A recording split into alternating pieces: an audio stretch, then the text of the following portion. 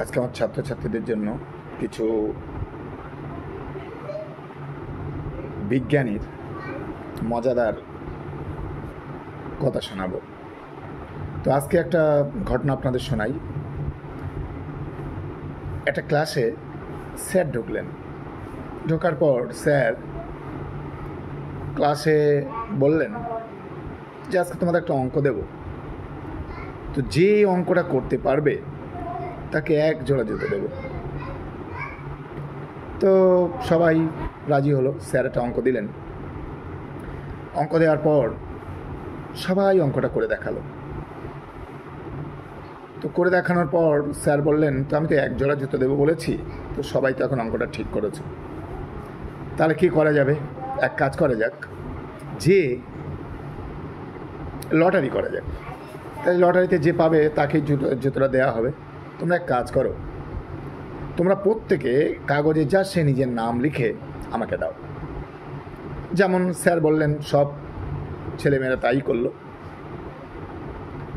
করে স্যারকে দিলেন। স্যার চোখ বন্ধ করলেন, একটা কাগজ ওর থেকে তুলে নিলেন।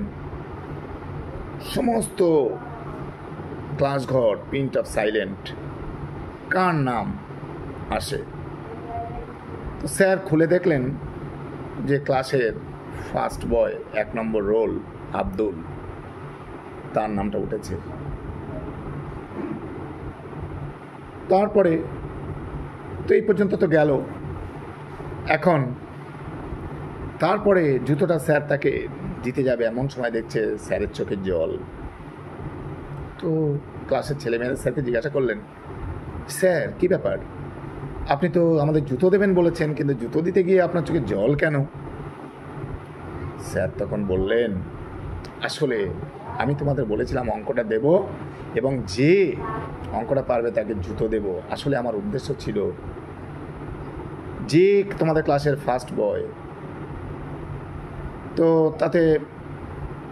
তাকে আমি জুতোটা দেব, আমার উদ্দেশ্য এটাই ছিল। তাই আমি ক্লাসে একটা কঠিন অঙ্ক দিয়েছিলাম, যেটা তোমরা সবাই পেরেছো, কিন্তু আমার উদ্দেশ্য যে ছিল এপিজে কালাম সাহেব, কালাম, তাকে জুতোটা আমি দিতে চেয়েছিলাম। কিন্তু খুশির খবর হলো যে তোমাদের ক্লাসে তোমরা প্রত্যেকে যে কাগজটা জমা দিলে, তোমরা কেউ নিজের নাম লেখনি, তোমরা প্রত্যেকে লিখেছ আব্দুলের নাম, অর্থাৎ এপিজে আব্দুল কালামের নাম। তিনি হলেন সেই আমাদের ভারতের পরমাণু বিজ্ঞানী ও রাষ্ট্রপতি ডক্টর এপিজে আব্দুল কালাম, যার একজোড়া জুতো ছিল না। তিনি প্রত্যেক দিন খালি পায়ে আসতেন। তাই স্যার তাকে উদ্দেশ্য করে এটা করেছিলেন। কিন্তু ক্লাসের ছেলেমেয়েরা প্রত্যেক অঙ্ক পারা সত্ত্বেও তার নামটাই লিখে দিয়েছিল যে না, এপিজে আব্দুল কালামই এটা প্রাপ্য, তার নামটা সেই পাক।